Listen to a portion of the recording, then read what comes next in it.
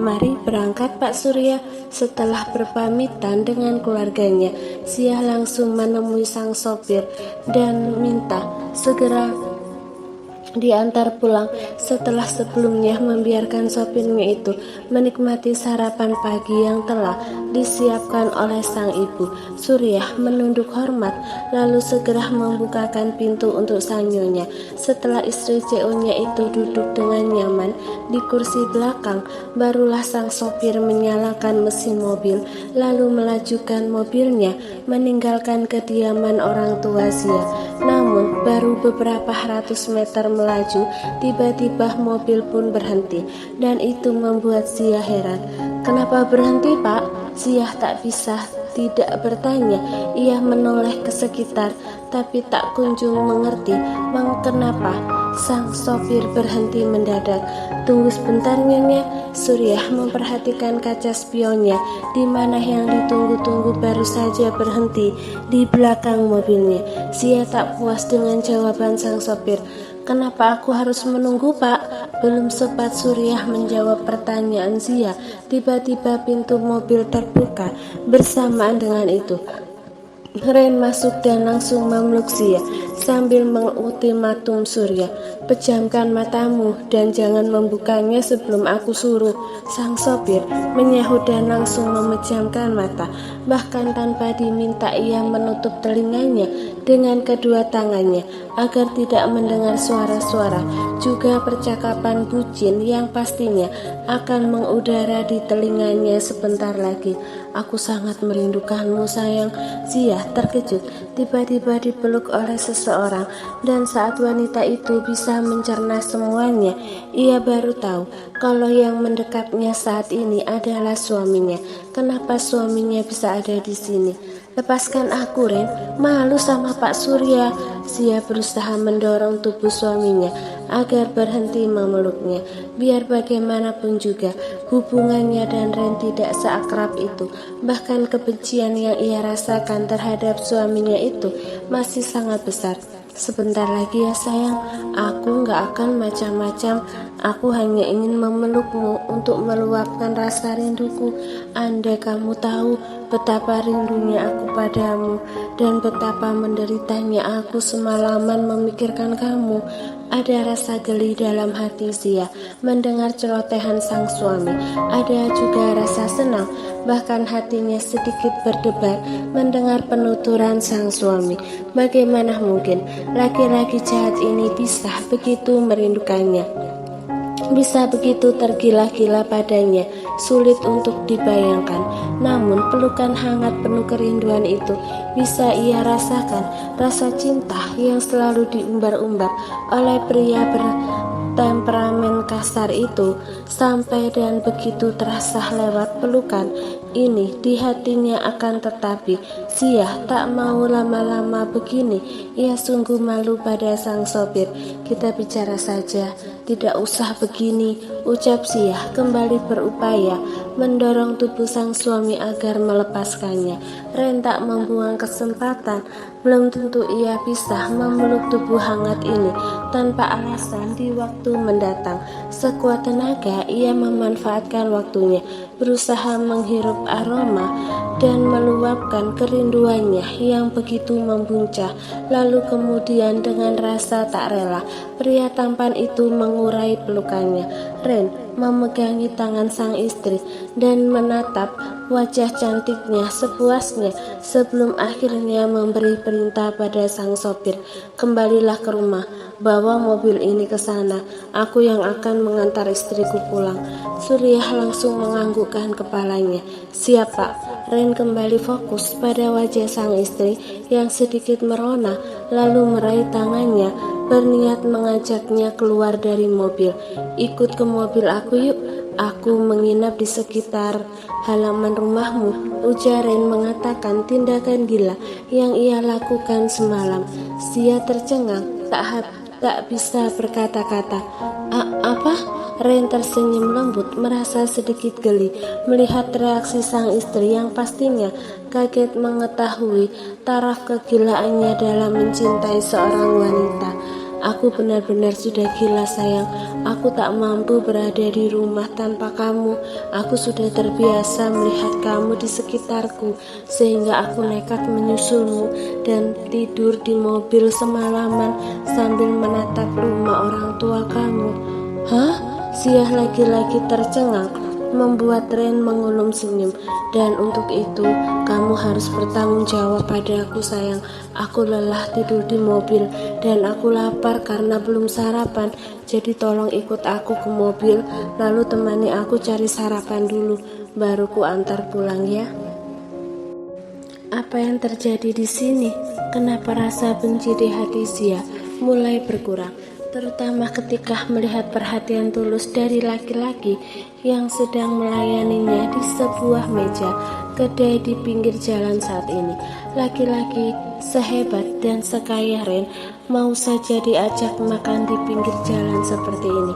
Sebenarnya Sia juga sudah cukup kenyang karena telah menyantap sarapan masakan sang bunda. Namun ia tidak tega tidak menemani suaminya untuk menyantap makanan karena terlihat jelas kalau sang suami benar-benar kelaparan. Bisa jadi semalam juga sang suami tidak makan sama sekali saat ia menyusul ke rumah orang tuanya.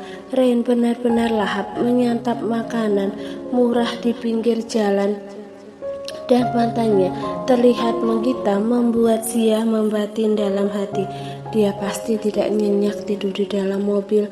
Kenapa pula dia sampai menyusul ke rumah ibu? Rasanya tidak percaya kalau laki-laki jahat ini bisa sangat tergila-gila padanya. Namun semuanya sudah jelas dan terpampang nyata. Semua ucapan yang disampaikan oleh Ren beberapa waktu lalu terkait perasaannya yang menggebu terhadapnya ternyata bukan bualan belaka. Itu nyata dan Sia bisa merasakannya saat berpelukan tadi. Akibatnya rasa benci yang begitu menggunung di hatinya pelan-pelan mulai terkikis. Timbul rasa iba di hati Sia melihat laki-laki ini begitu berharap padanya. Ia tidak tahu apakah ia bisa membalas perasaan laki-laki ini atau tidak, karena awalnya ia hanya berniat untuk kenapa hatiku jadi begitu lemah? Aku tidak boleh begini. Ingat Sia, dia jahat dan dia sudah menghancurkan, membuat sang suami menghapus video tersebut juga pergi darinya. Kenapa hatiku jadi begitu lemah? Aku tidak boleh begini. Ingat Sia, dia jahat. Dia sudah menghancurkan pernikahanmu dengan Ray, juga sudah membuat kamu merasa terhina. Bahkan kamu nyaris menghilangkan nyawamu sendiri, juga nyaris membuat orang tua serta keluargamu bersedih karena kematianmu. Ucap Sia bermonolog di dalam hati.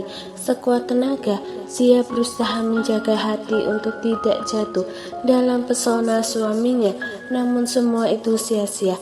Semakin ia melihat Ren yang saat ini terus memperhatikannya, mulai dari menyodorkan aneka makanan, menyekah pinggiran bibirnya yang saat ini ikut menyantap sarapan bersama sang suami, sampai mendengarkan cerita-ceritanya tentang apa saja yang ia rasakan saat menginap di dalam mobil semalaman suntuk, semakin membuatnya tersentuh.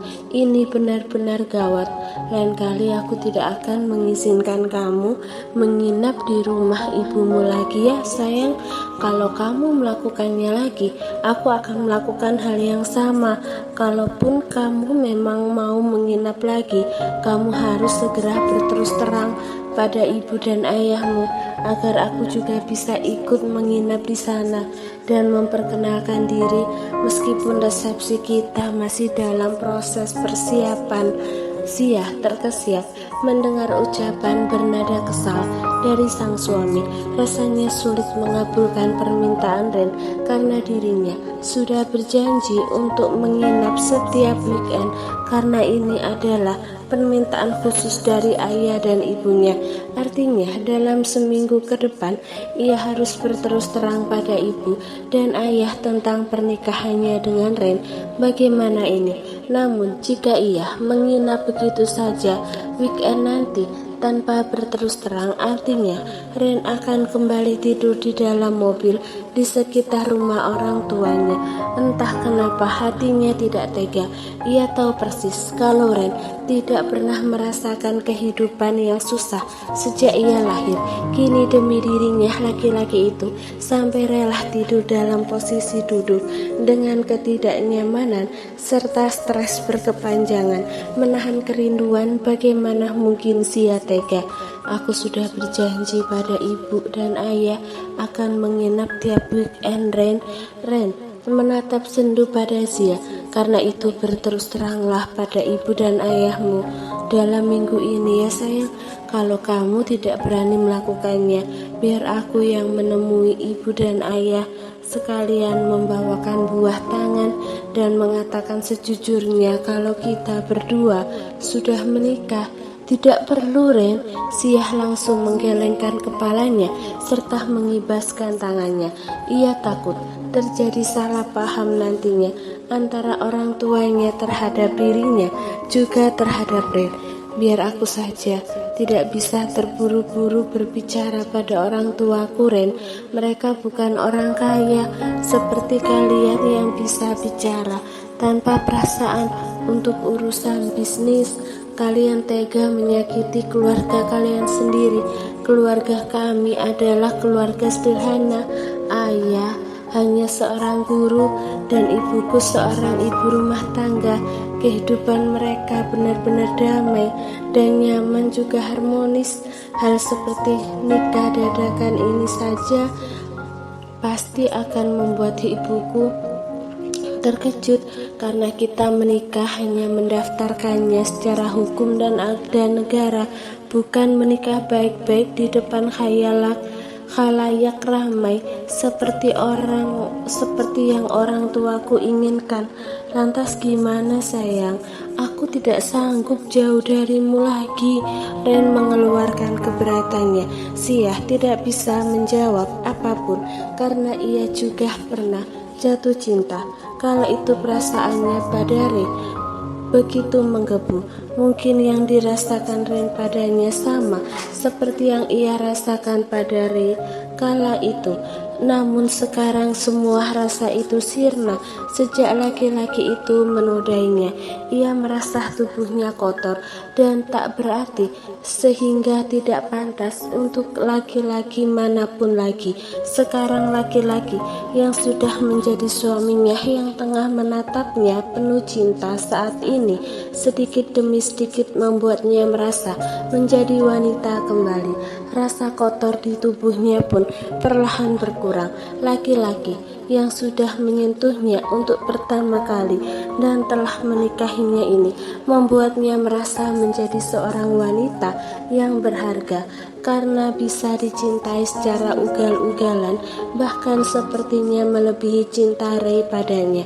Sia tidak bisa memprediksi apa yang akan terjadi padanya ke depan.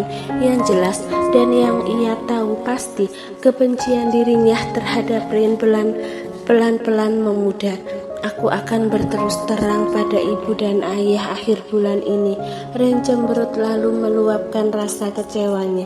Itu artinya kamu akan menginap di rumah ayah dan ibumu 2 kali lagi sayang. Bagaimana denganku? Aku pasti akan kembali merana. Aku tidak bisa buru-buru dan aku tidak mau membuat orang tuaku terkejut, Ren. Sia menekan alasannya. Ren menghela nafas panjang. Baiklah, apa boleh buat? Aku harus menahan kerinduan 2 kali lagi kalau begitu. Tapi aku juga tidak mengizinkan kamu tidur di mobil di sekitar rumah orang tuaku lagi, Ren.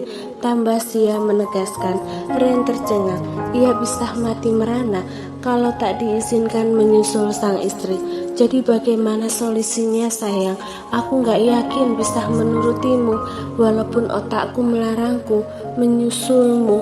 Kaki dan anggota tubuhku akan bergerak sendiri menyusul kamu seperti semalam. Hal impulsif seperti itu kadang aku juga tidak bisa mencegahnya terjadi. Siah menghembuskan nafas lelah.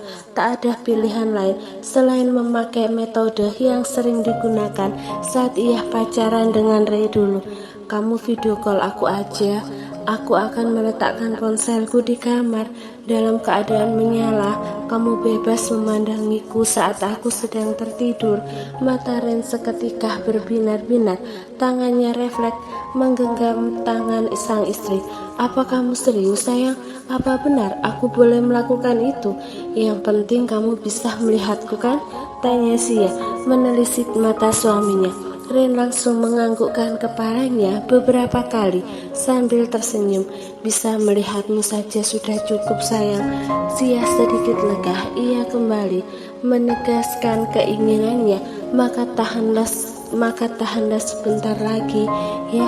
2 kali lagi aku akan menginap di rumah ibu dan ayah, dan dalam 2 kali itu video call aku saja semalaman sampai kamu bisa melihat aku tertidur. Apa kamu setuju, Ren?